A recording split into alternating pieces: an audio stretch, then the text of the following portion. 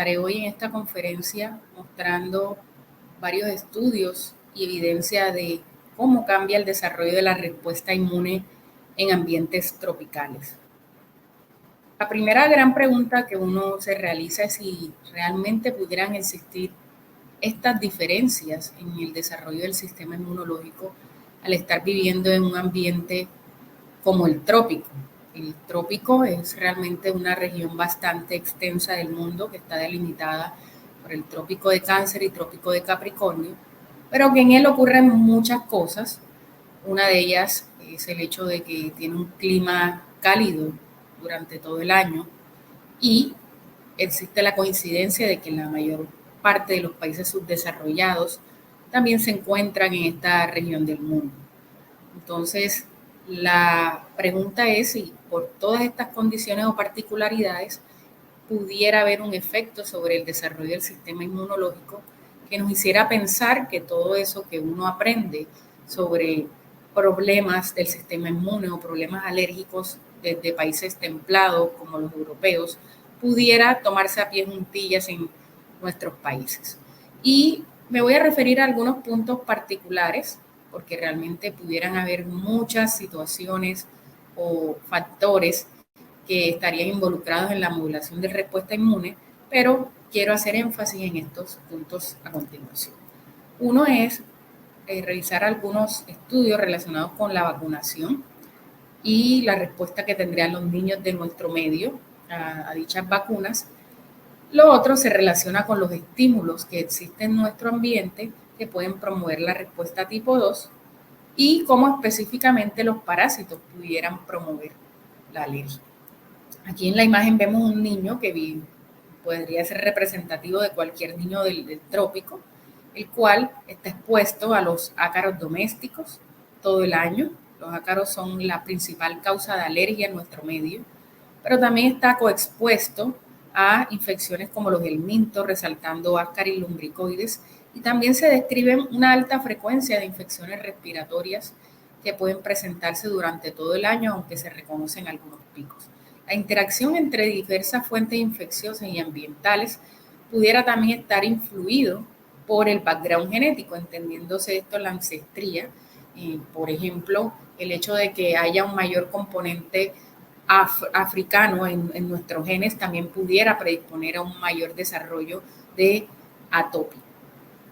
Voy a empezar entonces por donde iniciaría cualquier historia de un individuo. Realmente la modulación del sistema inmune empieza antes del nacimiento, por el hecho que desde el mismo momento en que el feto se está desarrollando en el sistema, su sistema inmunológico se está desarrollando dentro de la madre, lo que ella se expone puede también influir en el desarrollo de ese niño.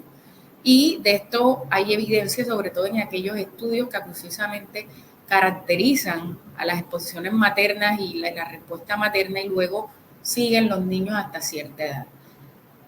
Hay que resaltar un estudio grande que se ha realizado aquí en el trópico, específicamente en Ecuador, cuyo investigador principal es el doctor Philip Cooper, el cual estudió a las madres de niños, una corte que se llama Ecuavida, y determinó infecciones en la madre antes de nacer el niño.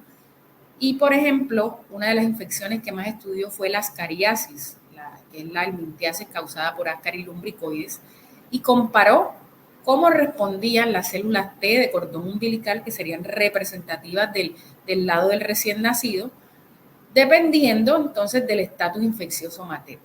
Y aquí vemos en esta diapositiva entonces unos cultivos de PMCs, donde se estimularon de manera policlonal y se dividieron los grupos entonces el grupo de los niños de madres con ascariasis versus madres que no estaban infectadas con ascaris. ¿Y qué se observa?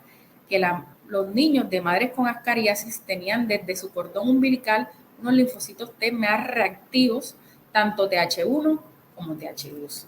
Esto puede tomarse de varias maneras porque quizás uno estaría más acostumbrado a que por ser una infección parasitaria hubiera una inmunosupresión, pero realmente en este estudio estamos mostrando que incluso los parásitos te pueden condicionar a una mayor respuesta del sistema. Otro estudio interesante que también es del mismo grupo, el doctor Cooper, fue el cruce entre esas variables de infección por el mintos en la madre con la posterior respuesta inmunológica hacia las vacunas.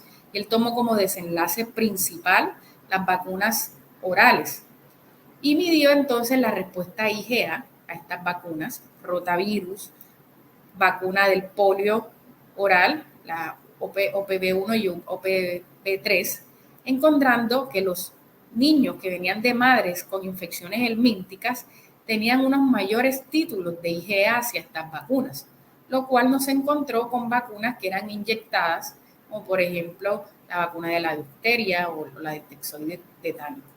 La razón que pudiera explicar estos hallazgos es que la infección por Ascaris, aunque no está de todo claro, en algunos grupos sí, en algunos grupos no, parece influir en un aumento de la respuesta mediada por interleuquina 10 y la interleuquina 10 a su vez está relacionada con una estimulación de la respuesta IgA. Entonces es probable que en este caso la infección por el mintos, donde prevaleció en este estudio por Ascaris lumbricoides, estimuló la producción de anticuerpos IgA contra estos antígenos encontrados en estas vacunas. Cabe resaltar que en algunos otros estudios realizados en países del continente africano, donde hay unas infecciones todavía más severas por el mintos, han detectado que las infecciones por parásitos pueden reducir la respuesta a la vacunación. Nosotros en Cartagena también desarrollamos por varios años un estudio que consistió en el seguimiento desde el momento de nacer de niños para detectar si las particularidades del ambiente podían o no influir en el desarrollo de la respuesta inmune, sobre todo de la atopia. Lo que se encontró en este estudio nos llevó a reconocer que había varias particularidades que vale la pena seguir estudiando y sobre todo conversar hoy al respecto. Quiero iniciar con la presentación de la Corte. La Corte se denominaba FRAT y en este momento la primera publicación describe la prevalencia de sibilancias en estos niños al momento de los 2 años de edad. Aquí que encontramos una alta frecuencia de sibilantes ocasionales, un cuarto de los niños ya habían sibilado y un 14.2% tenía el fenotipo de sibilancia recurrente, el cual se ha relacionado bastante con atopia. Lo que se encontró en ese momento es que en esos niños ninguno de los factores ambientales estudiados realmente incidía en la presentación de la sibilancia recurrente. Solo el asma materna se encontró como un factor de riesgo, aumentaba 3.65 veces el riesgo de sibilancia recurrente a los 24 meses de edad. Es probable que estas sibilancias no necesariamente estuvieran relacionadas con atopia, porque como vemos acá, no hubo una relación significativa entre la atopia materna con el desarrollo de las sibilancias recurrentes. Nosotros seguimos evaluando que otros factores de la respuesta inmune estaban influidas por el ambiente y uno de los puntos a estudiar fue precisamente el desarrollo de la respuesta IgE, siendo la inmunoglobulina E clave en la respuesta alérgica. Sin embargo, la respuesta IgE tiene unas grandes diferencias en su interpretación de acuerdo a los lugares donde estemos estudiándolo. Por ejemplo, tenemos ya conocimiento de estudios en adultos que la IgE total en nuestro medio, en el trópico, tiene poco valor diagnóstico por el hecho de que hay varias infecciones y situaciones que pueden aumentar sus niveles.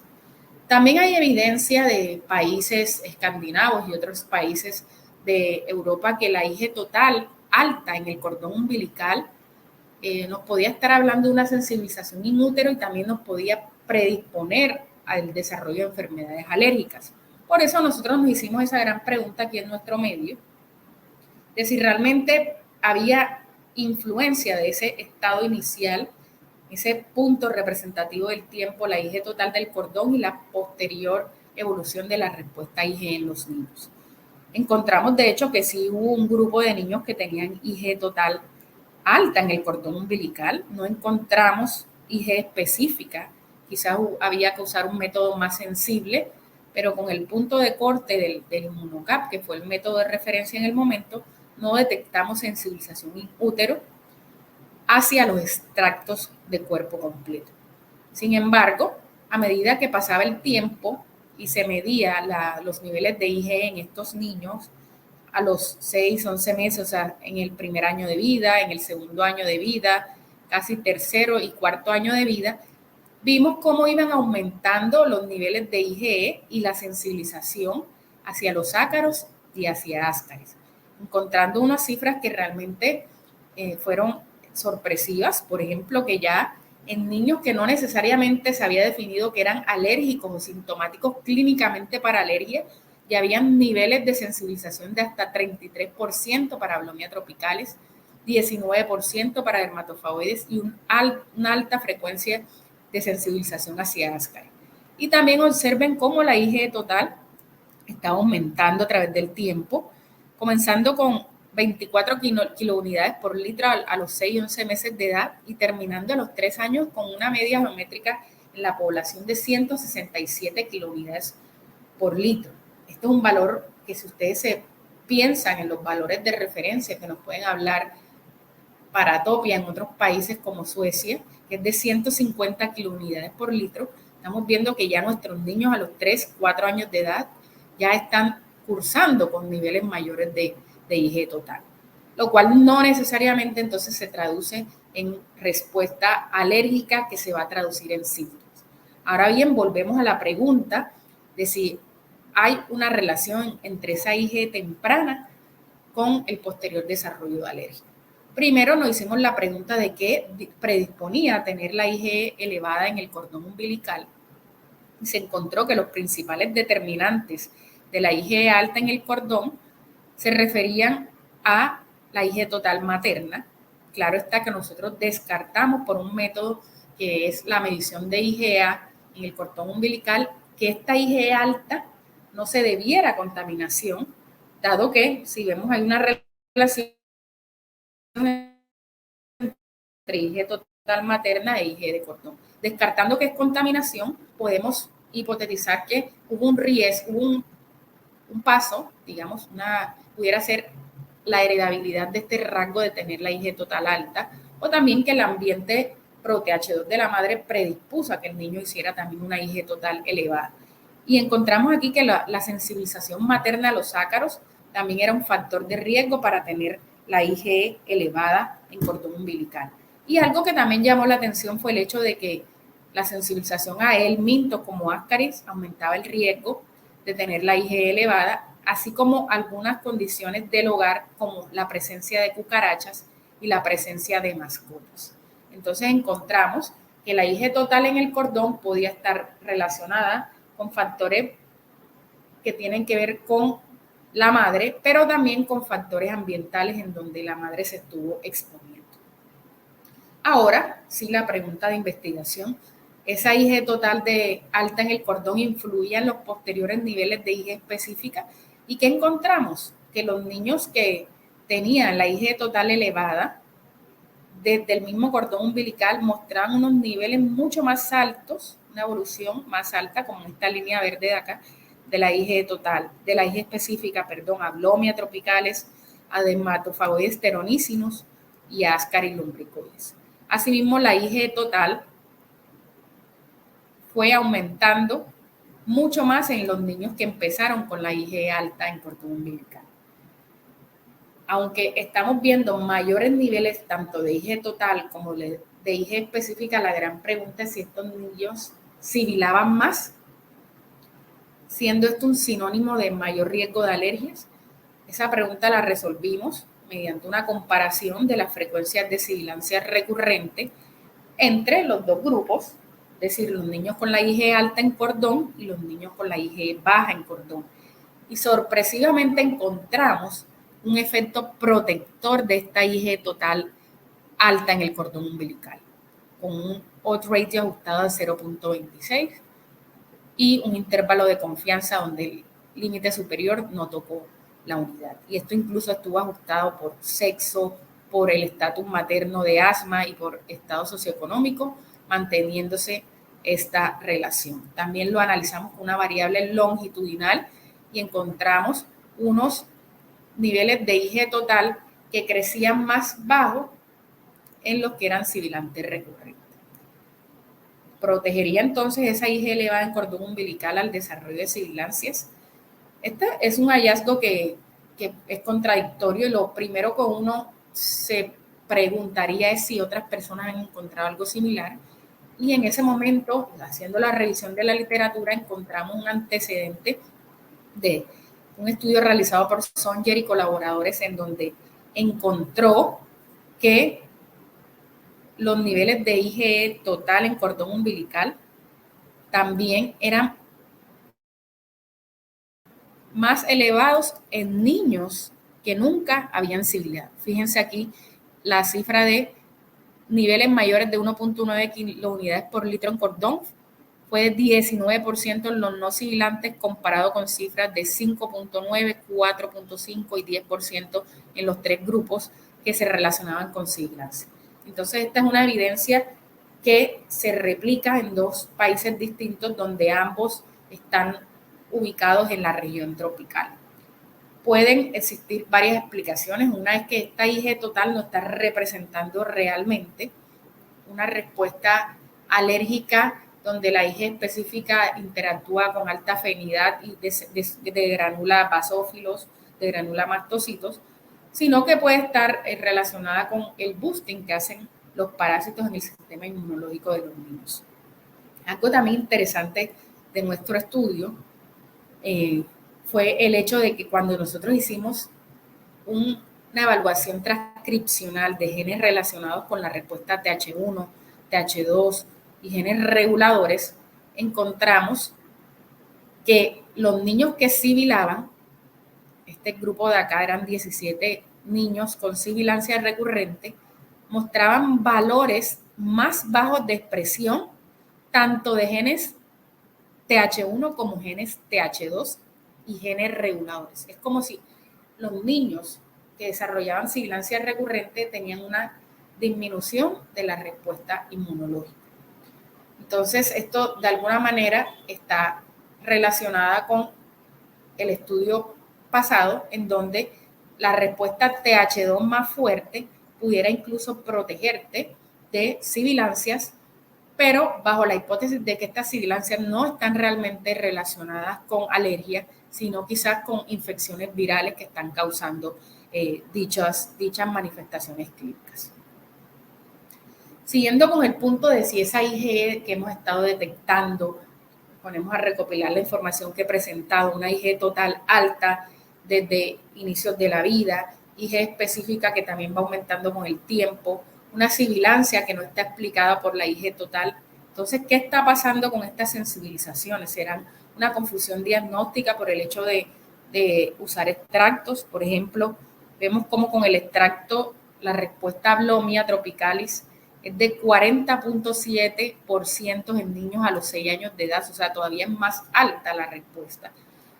Son estos efectos de las infecciones parasitarias por la reactividad cruzada o es un boosting de la respuesta inmunológica. También cabe resaltar que en este momento, que es la misma corte FRAD, ya a los 6 años de edad, la mayoría de esos niños que sibilaron a los 2 años habían dejado de sibilar. Detectamos como un 3% del fenotipo de sibilancia recurrente. Nos preguntamos entonces, usando ahora unos componentes moleculares para evitar confusión diagnóstica, entonces empleamos moléculas, alergenos propiamente dichos del ácaro y alergenos o moléculas representativas del parásito y analizamos qué pasaba en cuanto a sensibilización. ¿Qué encontramos? Algo muy interesante. Uno, que se relaciona con estas dos curvas que vemos aquí que decaen. Hay una alta frecuencia de sensibilización, hablote 5 y hablote 12, a los 3 años de edad. Casi el 60% de estos niños estaban sensibilizados, o sea que detectamos incluso con más sensibilidad respuesta IgE específica a ácaros, pero lo interesante es cómo van cayendo esas sensibilizaciones a través del tiempo. Es decir, estamos ante una ventana inmunológica bien reactiva en los primeros años de vida que de alguna manera se va regulando a través del tiempo. Y el otro punto interesante se relacionó con el hecho de que dos moléculas derivadas de parásitos, el ABA1, que es el rojito de acá arriba, y la tropomiosina de Ascaris, la sensibilización iba aumentando, lo cual nosotros lo interpretamos que puede ser con un aumento de la inmunidad a los parásitos que también va creciendo a través del tiempo y que probablemente también va a decaer cuando el niño desarrolle cierta inmunidad a estos parásitos. Recuerden que en esta primera ventana de tiempo de la vida de nosotros los humanos hay también un mayor riesgo de infecciones de tipo helmínticas. No hubo una relación entre la sensibilización a esos alergenos de ácaros con el desarrollo de sibilancias, pero lo que fue interesante es el hecho de que esa sensibilización se relacionaba más bien con malas condiciones higiénicas. Esta regresión logística, donde cruzamos diferentes factores que te hablan de la higiene en la casa, por ejemplo, el acceso a agua potable, el tener alcantarillado, el tener un inodoro. Los niños que tenían todas estas buenas condiciones higiénicas tenían protección a el desarrollo de sensibilización alergeno específica, y esto se mantenía en modelos de regresión logística ajustado por posibles confusores, y que seguía siendo la sensibilización materna uno de los factores de riesgo más importantes. Es decir, que se mantiene el concepto de que la interacción entre la herencia materna y la exposición ambiental condiciona el desarrollo de la respuesta IgE en los niños. Y también, ya tomando toda esta información que nosotros obtuvimos de la Corte FRAT y relacionándola con otros hallazgos, por ejemplo, el estudio paralelo que ha realizado el doctor Cooper en Ecuador, ellos tienen unos datos muy interesantes de cómo se va desarrollando la respuesta celular de niños que también coincidencialmente tienen un background africano bastante frecuente. Es una población afroamericana, descendiente africana en la región de Esmeralda en Ecuador, y ellos analizaron también otro grupo de niños de una región muy cercana que representaba la zona urbana y unos niños que representaban la zona rural del área. Y encontraron varios puntos interesantes en los primeros años de vida. Ellos compararon la respuesta celular en niños menores de 1 año cuando crecieron y tenían 2 años y cuando estaban entre los 4 y 5 años de edad. Encontraron que, como era de esperarse, la respuesta CD4 positiva de memoria va aumentando con la edad, pero también vieron una disminución de la intensidad de la respuesta innata que se iba reduciendo con la edad. Es decir, Cooper también encuentra que esta ventana inmunológica de los 2-3 años de vida inicial hay una mayor respuesta inmunológica. Nosotros consideramos que esto pudiera tener también relación con lo que nosotros observamos a través del estudio de la respuesta IgE total y la respuesta alérgeno específica. También la intensidad de la misma respuesta IL-10 y de los porcentajes de células T reguladoras se fue reduciendo con la edad. Y aquí encontraron un dato interesante, y era que en la zona urbana incluso había mayor respuesta IL-10 que la zona rural. Y este dato lo quiero resaltar por el hecho de que nosotros tenemos una fantasía quizás con lo que protege la zona rural de la granja típica de Alemania, donde hay mayor exposición a las vacas, un ambiente que propicia la maduración del sistema inmune, pero si nosotros comparamos con los estímulos que pueden haber en el medio urbano de países como el nuestro, estamos viendo que incluso pudieran haber mayores estímulos por el hecho de que hay coexistencia de diferentes factores y que la manera como vivimos en la zona urbana es bastante distinta de los que se pueden encontrar en otros países. Entonces aquí realmente ese gradiente de una verdadera protección en los ambientes rurales versus los ambientes urbanos no se dan de la misma manera que en las regiones europeas. Y ahora por último quisiera mostrar cuáles serían esas razones por las cuales nosotros podemos plantear que los parásitos modulan el sistema inmunológico, sobre todo en nuestro medio. Para esto debemos entender las dos caras que tiene la infección parasitaria. Tiene un un lado que es de estimulación de la respuesta TH2, por ejemplo, el estímulo de las ILC2, que a su vez pudieran aumentar la respuesta CD4 positiva, pudieran aumentar los niveles de IgE, estimular la degranulación de basófilos. Todo esto también se podría relacionar con la destrucción de los parásitos, pero paralelamente los helmintos también tienen dentro de productos excretados y secretados moléculas que son inmunomoduladoras e inmunosupresoras. Y paralelamente pudiera haber una fuerte respuesta a IL-10 y un aumento de las células T reguladoras. Al parecer está la disyuntiva entre si se va hacia la respuesta TH2 o si se va a una respuesta más reguladora, depende mucho del individuo, de su genética, de los polimorfismos que existan en la respuesta IL-10, en la respuesta reguladora, y de esta forma también se influye en la carga parasitaria y en la forma como el hospedero responde a ese parásito. Nosotros hemos encontrado evidencia divergente sobre los parásitos, específicamente Ascaris y su relación con las enfermedades alérgicas. Por ejemplo, en la zona urbana encontramos que la infección por Ascaris aumenta el riesgo de asma. Encontramos, por ejemplo, que está más relacionada la IgE Ascaris con síntomas más severos dentro de la ciudad de Cartagena de Indias. Sin embargo, cuando vamos a otros lugares como Santa Catalina, encontramos los dos lados, es decir, una forma de protección de las enfermedades alérgicas y algunas manifestaciones que también conducen a la respuesta TH2. Santa Catalina es un pueblo que está ubicado a más o menos unos 90 kilómetros de Cartagena, en donde todavía existen enfermedades parasitarias, sobre todo por Ascaris lumbricoides. En este estudio, que fue realizado en 2023, en el presente año, donde la prevalencia de ascariasis es menor en Santa Catalina, nosotros encontramos, por ejemplo, que la ascariasis induce activación de células ILC2. Fíjense que en este momento donde comparamos los no infectados por Ascaris con los infectados por Ascaris, aunque no habían diferencias en las frecuencias de ILC1, 2 o 3 en sangre periférica, cuando miramos marcadores de activación de células ILC2, miren cómo los infectados tienen mayor activación. Y encontramos una relación entre el número de huevos con la activación de células ILC2. Claro está que todo esto va en un rango de infección que es menos de 2.000 huevos en heces, lo cual se considera una infección ligera.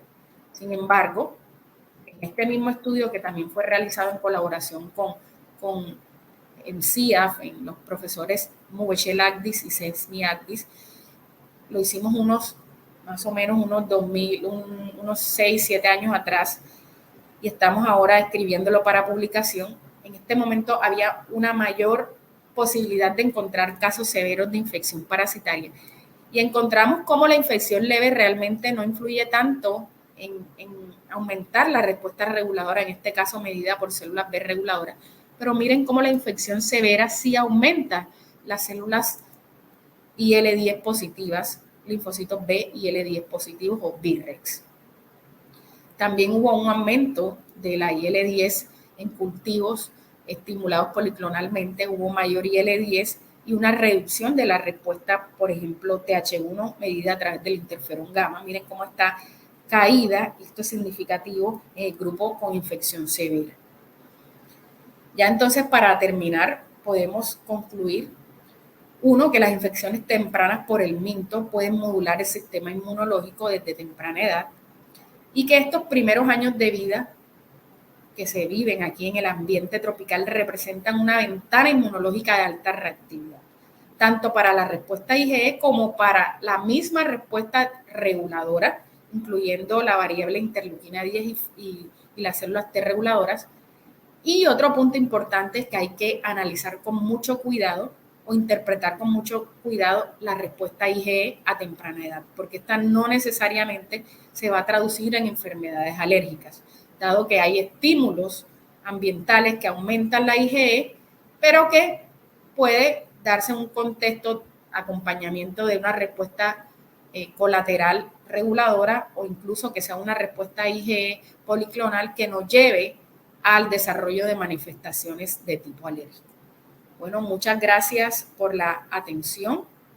Quiero agradecerle también a los miembros del Instituto de Investigaciones Inmunológicas por la participación en los experimentos y también a las colaboraciones internacionales que tuvimos para detectar algunos de nuestros hallazgos, sobre todo la colaboración con el Instituto CIAF de la Universidad de Zúrich. Muchas gracias.